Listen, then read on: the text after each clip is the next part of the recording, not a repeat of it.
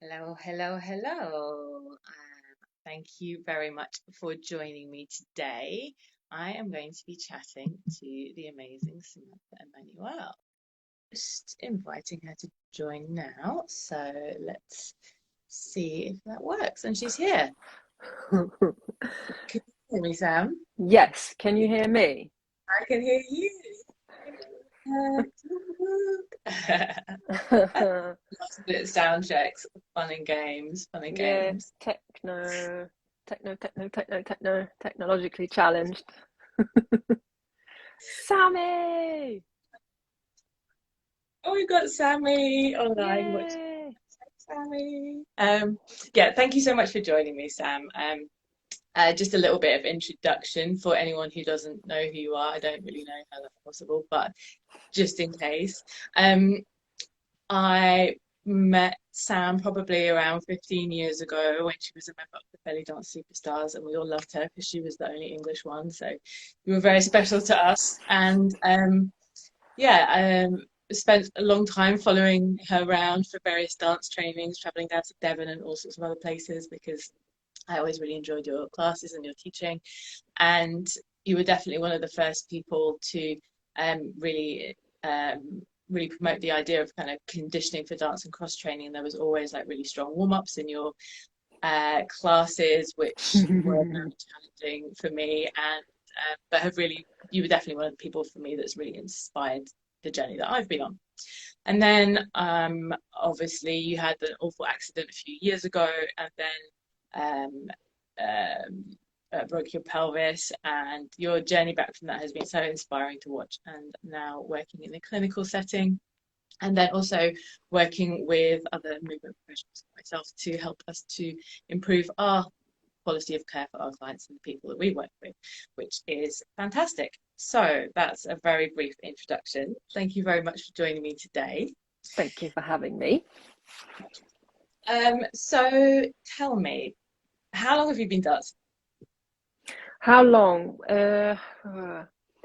I didn't take a very linear journey on dance. So I started like when I was 6 years old in, tap and ballet and jazz and all that, and unfortunately had a bad experience with a let's say she must have had a difficult childhood as a the teacher was not encouraging, let's say, and told me I would never be a dancer and just completely put me off. I mean, who says that to a 6 year old? She had issues, so that put me off dance until, let's say, like 19, 20 years old, when I reconnected with movement through Kung Fu. And I got very into the Kung Fu for 2 or 3 years. And then a group of friends started going to a local belly dance class. And I tagged along just to hang out with my friends. But I don't know, something about the timing of it clicked. And then somebody sent me a newspaper clipping of the belly dance superstars coming to London, and that was the first time seeing tribal fusion. I had already started getting into American tribal through VHS videos. So the Kung Fu was kind of the gateway back into movement, and then the belly dance, and then that whole chain of events where I ended up meeting Rachel Bryce after one of the shows, because they used to do meet and greet. And I remember her saying, like, let's keep in touch. Like, you have something, there's some potential there. And because she saw some potential, that was like okay, I'm going to do this then. And I fully went into first off teaching myself, and then going to San Francisco to study with her and all the other teachers who had inspired her. And yeah, that's how I kind of got into dance. It's all Rachel's fault. that Yes, for most of us, that I actually. went professional, like, because I never would have considered being a professional dancer. Like, I was working on a building site at the time. That was my métier, and you couldn't get further from being a laborer on a building site to being a belly dancer on stage. So in the end, I think the fact that Rachel saw potential and there was like a possibility that actually I could do this as a job, And 2 years later, I found myself touring with the Belly Dance Superstars. And I did that for 4 years, 4 or 5 years.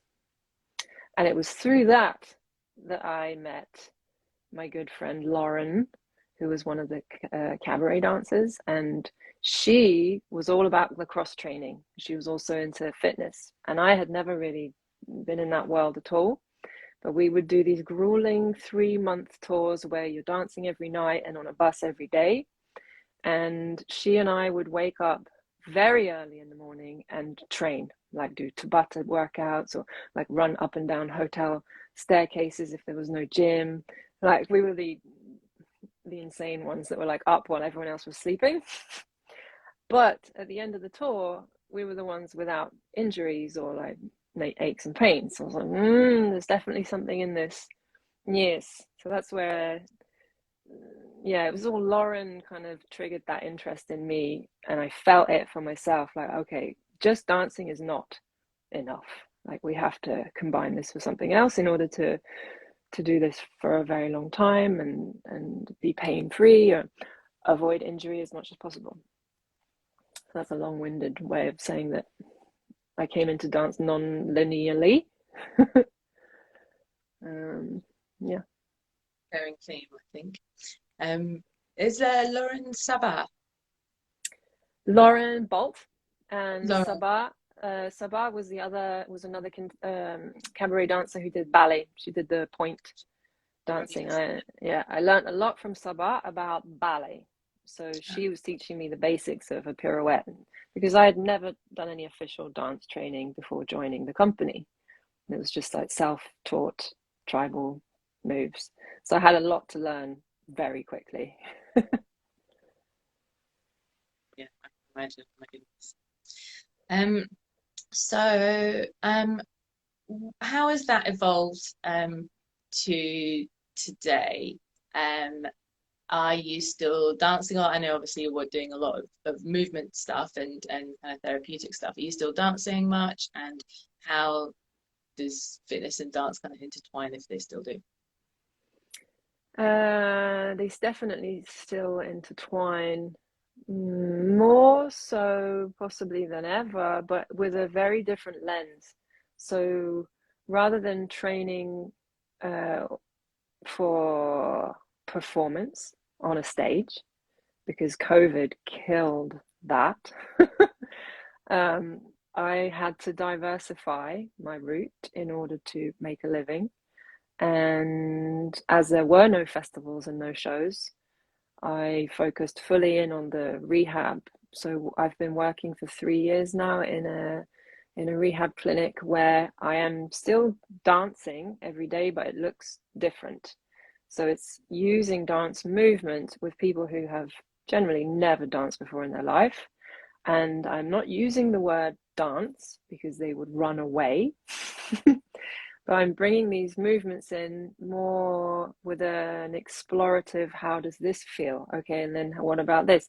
And then also, if we combine this, we're suddenly in coordinating and rhythm. So these are the things that people lose if they've had a stroke or if they have Parkinson's, Alzheimer's, even just pain, like from chronic holding and back pain. And it's like how to nudge and gently ease people into moving in thoughtless, fearless, relaxed ways. So rather than, I'm not like forgetting all the years of performing, but I'm bringing it forward and I'm looking at it like this is my ancestry in a way, like not that long ago, but how do I take all that and help people in the most efficient way? So I don't know at this stage if I will ever perform on stage again because I'm just so far removed from that world right now. I was in Budapest a couple of weeks ago and I taught workshops, but I didn't perform. And that was the first time I had been invited to a festival and been allowed to do that. And it was very interesting because I thought I would get a clear answer there. Like seeing everyone on stage, I would have this clear, like, I should be there feeling, or I'm done. But I didn't have either. I was like, yeah, I'm really enjoying the fact that I can just enjoy the show and I'm not getting like nervous backstage. Yeah. But then there's also like I miss the creativity. I kind of do miss the deadline of like having a deadline of a show and being forced to like work to that deadline and create in that way. Um, yeah, it's an interesting subject with no answer. It feels very in French flou, so it's very like I don't know. Um, and I'm still working on it. I'm still trying to figure out how I feel about ever performing again and what it would look like. Yeah. So I dance now, but it doesn't look anything like it did before. It's more I'm exploring movement possibility through improvisation, rather than I'm drilling a move or a technique. Yeah. Ooh, that's really interesting. Thank you for sharing all of that. I think I one of the things I really loved about the internship that I did with you and Luke was how you incorporated some of a lot of the movements that we have in belly dance, but then um, gave painted them in a different way so that you could still use those movements and get people moving in those ways. But yeah, without calling it dance, like you said, and maybe some people might be put off by that, but you're still getting people to challenge their brains and bodies, which I thought was really cool. That opened up some new possibilities for me as well, which was great. So thank you so much for that. Really, really Yeah, I interesting mean stuff. that's kind of the idea because there's a lot of like separating things into boxes. Like I am this and I do this, and then you're a physio and you just do this. But what if we could bring the two together in a way that would benefit people?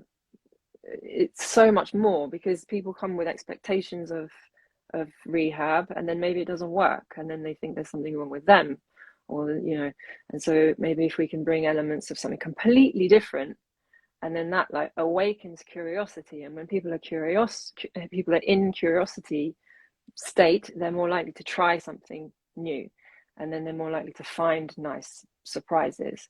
And so for me, that's definitely where I'm finding huge, it's just very rewarding on a daily basis. Like just today, one of my clients who's an older lady and hasn't actually got herself down on the floor for about 30 years. And there was a lot of fear associated with getting down there, and of course, fear of falling. And today, like we spent a few weeks working up to it, but today she got down on the floor, sat her bum on the floor, and managed to get back up again. And this was huge. Like she didn't believe it was possible. So we broke through like a really huge fear barrier, which then is translating into the rest of her daily life. Like she's now more confident with her family members and more likely to stand her ground. And it's amazing. Like, and that's just using a simple spiraling technique from dance, which, maybe in physio, definitely in physio, they wouldn't have the tools to approach it in that way. So yeah, I think that's why the internship came about, because Luke was open. I mean, he's open to everything and trying new things, and he's willing to be the only guy in a class full of dancers, and he's okay with looking completely out of place and being very uncomfortable. But that's quite brave, quite rare as a quality. So bringing our skills together in order to make change, yeah, it's working well. It's working well. I'm really happy with it. Nice. Yeah, it's really awesome. You have a good collaboration going on there for sure, for sure. Um, do you did you ever have maybe going back before COVID times a little bit, maybe when you were working more with dancers, did you ever have students that were kind of resistant to doing the conditioning side of things and they just wanted to dance? And then what kind of things did you say to them? Well, I think it's normal for the younger dancers to be like, well, I'm fine, so I don't need to change anything because everything's fine. It's probably more when we get to being seasoned. I'm 42, like, things start aching, that you need to think about definitely adding variability to the way you're moving. So a nice image that one of the Fighting Monkey instructors, Elka, uses is a credit card. And if you bend and keep bending the credit card in the same place, what happens? It's either going to kink or it's going to snap. And I like that, especially in like our style, where you're drilling the same movement again and again and again and again and again. It's beautiful. I'm not saying there's anything wrong with any style of dance. It's all good. But if there isn't dynamic variability, you're opening yourself up for potential problems. And the more you can kind of explain it in this way, the more open people are going to be to trying to move in a different way, and then feeling the difference, and then feeling the crossover into their dancing. I think it's something that they need to do and feel, rather than trying to cerebrally explain it to them, like, you should do this because this. And it's like, if we can like go into like a trickster role and trick people into, like, that's how I used to do in workshops. It's like, okay, and now we're going to do a bit of Tabata, and you make it exciting, and then they're like, huh? And then they're in it, and then it's too late to run away. So it's like tricking people into experiencing that feeling, giving them a taste of it, and then hoping that takes, so that seed that you plant takes, and they feel the benefits for themselves. I mean, it's not something we can force on anyone. If they're all good doing what they're doing, then all good. But I feel it's better to avoid waiting until you have a problem, until you have an injury. It's kind of the Chinese way of looking at preventative medicine, rather than looking at, I'm broken and now I need to fix myself. So I think it just takes a shift in perception and a shift in how you think about your practice. And most of the belly dancers I know, there is something going on, like, oh, I have a sore ankle, there's something on my right hip, and no. So I've heard that over and over again over the years, and there's people with foot pain, and none of that is necessary. If there was a bit more variability in the training, I really think that all that stuff would just not be an issue anymore. Totally, I agree, for sure. Mm-hmm. Do you mind me asking what your personal practice looks like a little bit currently? My personal practice right now is a shift in how I think about practice. So when I was just dancing, dance practice would be the practice, and then life is the life. And they were two separate things. You go to the studio, you do the dance practice, and then you do the rest of your life. But right now I'm trying to marry the idea of practice being all day and everything you do in that day. So you're cooking, you're looking after the kids, you're just the way you're waiting for a bus, or the way I'm sitting right now. Like, what if the practice could be more, and I'm not saying I've achieved that yet in a way that I'm happy with. I would love to be in a studio for 5 hours a day. That's not my reality right now, because I have 2 kids and a job and a house that needs finishing. And so it's like, okay, how do we bring in elements of being aware of myself in space, and being aware of my body, and adjusting my posture or adjusting my stance as I'm doing the everyday thing. And then when I'm at the clinic and somebody cancels last minute, I'm like, yes, because then I get an hour to train. And then I have like an uninterrupted hour. But usually it's like, okay, 5 minutes here, half hour there, an hour there. And the attitude is, I got to train. Like, I get to train rather than I have to train. For me, it's very much a privilege to get to train. And it's not something I'm like, ugh. I'm very much like, anyone who's had kids knows that there's these little windows of time when the baby's asleep, like right now, where you can do something and you don't quite know when the window is going to close because the baby could wake up at any point. And so my practice is not driving myself mad when I'm interrupted and I have to drop whatever it was I was doing. So it's like trying to figure out how I can imagine the whole day as practice and how I communicate with my family and how I'm using my voice and am I breathing, and that in a way takes pressure off. Because if I was just thinking, okay, I go to the studio now and this is practice time, and then I get a day where that's just not going to happen, I could get very depressed and angry. Or I could work on lowering my expectations and just being easier on myself. No, that's great. I love it. I really love that idea of, yeah, incorporating it, making your whole life a practice, I guess. Yeah, that's really cool. Thank you. Um, are you, so I know that you are training in fighting monkey. Would you call it that style or a kind of a program, or what is It's fighting monkey? I would call it an open system.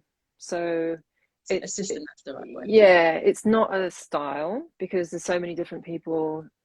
All the practitioners that are doing it come from different realms. So there's physios, dancers, athletes, architects. Like it's a huge range of people within it. Um, it's an open research system, so we're always seeking different ways to look at movement and move, and different tools to help other people find like elasticity in the way that they move, and a lot of imagery. And so for me, I love it because it brings me full circle back to martial arts, because there is a lot of martial arts within the system, and but it also brings like athleticism and dance elements in. So there's lots of improv with Linda, and with Yosef is the martial arts. But then on top of that, there's a lot of philosophy and Chinese medicine and meridians. And I've done mentorship. I did a year of mentorship with them while I was pregnant last year, which was amazing. I had an amazing pregnancy and labor and worked right until the end. So for me, I think it's a very fulfilling and healthy system or practice. And I'm now on the second year of mentorship with Yosef. So to pin it down and explain it as it is impossible, because it's changing. As soon as you think you can pin it down, something's changed and it's not that anymore. And that's what I love about it. And I feel like my job is to distill this huge amount of information and make it accessible for the everyday people that I work with at the clinic. So it's if you look up fighting monkey, like what is fighting monkey, you'll see some incredible movement and insane like gymnastic coordinations.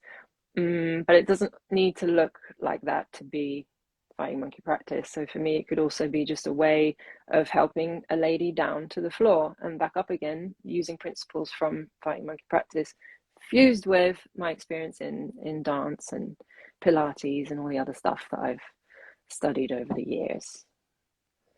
I don't know if that answers your question. Is there anyone else? Is there anyone else you would love to train with if money and time were no object? Yeah, if money and time are no object, I would be going to the Fighting Monkey Intensive in Prague this summer, because to be with them face to face and moving in a room with like 80 people flying down the floor in coordinations, everyone's sweating, and it's amazing. It's an amazing experience. So I would be there in person, but that's not my situation right now. So I'm just focusing on the online study. And as and when I can jump in on a workshop, I do my very best to do so. But I'm still breastfeeding, so it takes a lot of organization for me to go anywhere or do anything. Yeah. Yeah, Yeah. cool. Do you have any particular dance inspirations right now? Right now, well, I mean, Rachel Bryce is and always will be my biggest inspiration. And to cycle back to the beginning of our conversation, she's the reason I ever became a professional. dancer, and I still, the way she moves, I still send people to go and look at the way she moves through space like water. Yeah, it's just, I still think she's an alien. Yes, I know, right? So yeah, still aspire Oh, to having a spinal wave sorry? like hers. Still aspire to spinal waving or undulating the way that she does. I mean, they were game changers, the indigo, when they came along, and um yeah, whenever anyone else, who my biggest dance inspiration is Rachel, absolutely. And also watching Linda, the fighting monkey creator, watching her move through space is just like watching an animal move through the space. She's just the power, but at the same time the lightness. Like it makes no sense looking at it, and when trying to do it as well, it's um, I'm learning a hell of a lot in feet activation. So I used to think I had pretty strong feet because I was always training my feet, but no. Like, since studying with them, it's like, wow, my feet could be doing so much more. And I have noticed, like, my feet, I have had to buy bigger shoes because my feet are like expanding and changing shape because of the way that I'm using them now. And yeah, Oh, it's really that's really exciting. interesting. Yeah. And the way that translates into the rest of the structure is really great as well. Like, I used to have pain in my neck and upper back all the time when I was just doing tribal, and I don't have that anymore. I feel like I'm moving in a much more holistic way from the feet up. Um, Nice. yeah, I don't know if you're feeling that as well, like from since you started doing the strength training, and how that's translated to your tribal fusion movement. Um, yeah, it's just made, I get, for me, I feel like without particularly training to move in like stronger ways, like I'm not particularly training to do like a deep side bend or a deep back bend specifically, but then when I improvise, it just happens. When I go into that movement, I can go much further than I ever would have tried to go if I'd have tried to train it, if that makes sense. Like, and I guess that's just from, yeah, feeling much stronger and my body feeling safer in those positions, definitely. Yeah, so you're opening up possibility through, yeah, through strengthening in different ranges. And if we're always staying in the same range and we're not cross training, then that's it's just not going to be possible, like physically. Um, so yeah, I mean, I'm learning a lot from Luke, and I know you did the loading program as the carry on from the internship, and I never thought, because I never did weights in my life. I don't like counting. I'm not very good with numbers and sets and reps, but I do see and understand the value in it now. Now that I've done a tiny bit, um, and the way that adding loading is translating immediately, not just to dancing, but to my everyday picking up the car seat, picking up a 6-year-old out of bed who doesn't want to be. So that's like my deadlift instantly transfers to picking up a child who doesn't want to be picked up. Yeah, So it's like yeah. it just makes sense. And especially as we age, it's more and more important to add resistance loading, which is something I'm doing now with older clients, and they notice also like the confidence in carrying the shopping and just doing everyday activities. It's like it's a Mm. no-brainer. But I think people get put off by like the complexity. If it's something completely new, it can be very intimidating going into a gym. If you've never been in a gym, I felt the same myself as a dancer going into gyms. Um, so yes, it's sort of seeking and embracing the discomfort of getting into that. And so again, like, our job is making it accessible to people and having enough tools ourselves to give them other options. So if they're really like, no, that's not for me, then there's always another option that we can pull from, um, which is the whole point behind the internship, and why we bring so many guest speakers in from different areas, so that everyone in the internship gets like as many different points of view as possible as well, points of Mm. entry. Mm, That was super cool. I really enjoyed Marlo's class. Marlo for speaking was mm. great. She's yeah, incredible. Jeremy as well, and all of the guest speakers from the physio chiro side of things as well. It was really interesting to have all of those different perspectives, definitely. Yeah, For yeah, sure. yeah, yeah. So even, my part of it is mainly focused around getting people who've never moved into moving, but then coming at it from the other side is for the movement people and the very experienced people like you, is the looking at the evidence based side of the why this works, or because the imagery can be very, it can go a bit woo woo, but there is science behind it, and there is plenty of research. And I know some clients that I work with, they want to know exactly what paper shows exactly why we have to do this coordination, because maybe it's something they don't really want to do because they don't like Yeah, it. it's interesting to know. It's good to have that as a backup, I guess, to be able to like say, look, it really is It important. really is. Here, here is what's happening in your brain, and this is why it's good for you. And yes, maybe you're getting a bit frustrated, but that's actually a good thing. A little bit of frustration and pushing and nudging is good. Chronically nudging and pushing is bad.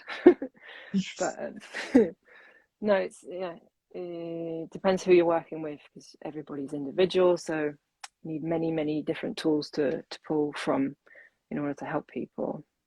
Yeah. We've kind of touched on the subject of your internship a couple of times. Did you Mm. want to, maybe for anyone who doesn't know what we're talking about, to introduce it just a little bit? I'll try. Luke's always better at it than I am. So the internship is a 12-week program where Luke Davies and myself present lectures and movement classes, and there's live portions, and there's a load of pre-recorded material and papers, and we bring in guests to present as well. So it's open to anybody with an interest in the body, in movement. We've had physios, dancers, personal trainers. Some of them are on right now. We've had pole dancers. We've had occupational therapists. What else? What else? What else? So basically, anyone who works with people with bodies, or even for their own. Like, I know we had a couple of people who didn't necessarily want to work in that realm, but they wanted to better understand their injuries and their body, and they felt that that really did help them understand like the pain neuroscience, and hurt doesn't necessarily equal harm. And so I know in dance especially, injury was very taboo in my experience anyway. So as soon as you get injured, you are off the scene and kind forgotten until you can get yourself back on the scene. But that's just the reality of the profession. If you're not able to do that thing, then people will move on, and you have to kind of fight your way back, which is what I did after my accident. I spent a year in rehab, like, I'm going to get back on the stage, and then I was just getting back on the stage, and COVID happened. So, anyway, these things happen, and we have to adapt. And so the internship came about at a time when everybody was online, and it just made sense to offer this online globally, so that we could have people from all over the world experience the movement and the lecture side of things. And then what we do is put everyone into this community of alumni where the professionals continue networking with each other. If we have questions on a certain case or on research papers or movement, like, we can go into there and like get a discussion going with other professionals. So I feel like that was missing from my experience, like going through rehab myself and trying to, also with the fighting monkey, like I feel like it was missing having a hub, a place to discuss all this stuff and try and decode things and figure things out. And so that's like the aim behind the internship as well, is helping make movement accessible to as many professionals, healthcare professionals, dancers, and anyone interested in the body. So season 3 is starting in September, and you can find the link in my bio if you're interested, or just send me a message and we Oh, can talk about it. Mm. sure, all over the place. Yeah, ask Charlotte about her experience with us. Yeah, no, from my experience, it was amazing. I didn't actually really know what to expect too much when I started. I knew it would be good because I knew you were involved with it. I hadn't had much exposure to Luke before, but Yeah. yeah, I was blown away by the amount of content there is in it, and um, yeah, it's so good. Like I'm still like I'm kind of in the process of going back over it and reviewing and like slowly starting to integrate a lot of stuff into my own um client work and practice and how I talk about stuff. And yeah, I feel like yeah, it's given me so much to work with. It's fantastic. So thank you. It's highly, It highly, highly recommended.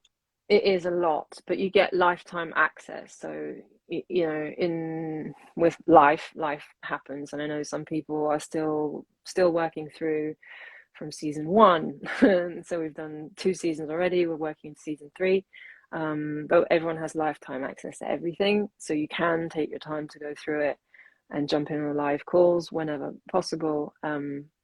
Yeah, the point is, I think anyway, it is a continuing education, and we are going to continue changing the material within it as the research changes, and as my studies, like in my research changes, I will keep evolving it, because it has to keep evolving, because that's what we need to do. As soon as we think like it's done, something needs to change, just like with Yeah, fight monkey practice. yeah, it's Yeah. true. It's true. I think yeah, doing the internship definitely.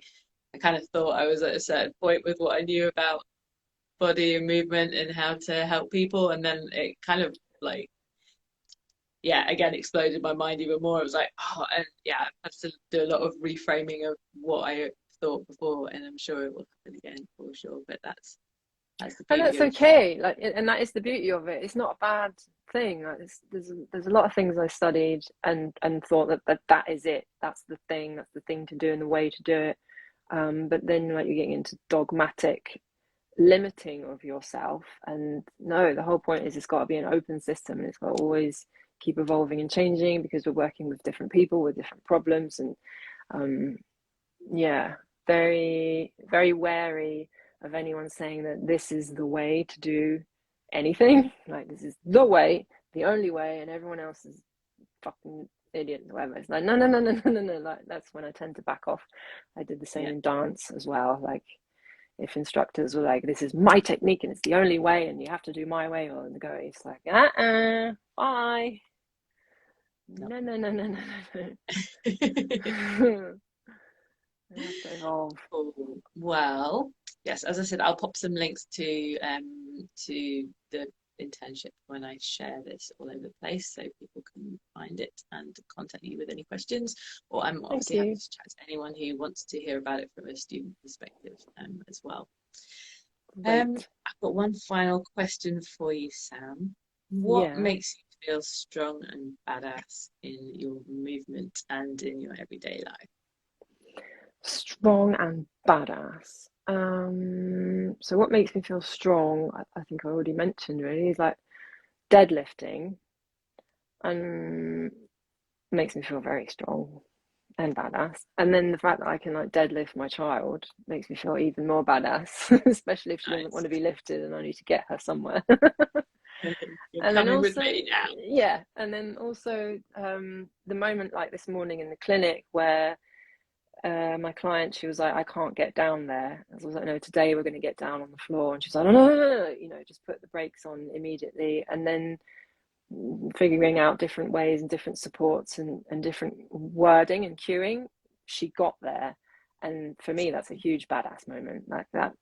And it's quite personal to me. And in after the accident, when I was in the wheelchair, and I remember looking at, we had like a little tatami area on the floor, and I was like, I want to get down on there, but I can't get down there. And like, how am I going to get down there? And the first day that I figured out like how to get from the wheelchair onto the floor, and then was like, shit, now how do I get back up again with a broken pelvis? It was like, so moments like that, I feel very passionate about sharing with other people who have just forgotten the art of getting on the floor and back up again. Like, it just, as we age, for some reason we forget about down there, and then we're more likely to fall and get stuck on our backs like turtles, which is the image that I use with my older clients quite a lot. It's like, you want to get stuck down there? And they're like, well, no. And then, you know, that ignites the curiosity and the play, and we play games for getting up and down. And I think that's quite badass, like being able to share that. And then I get presents, like I got a bottle of booze today to thank me for for them feeling more confident in their day-to-day life. I think that's a great thing to be able to offer.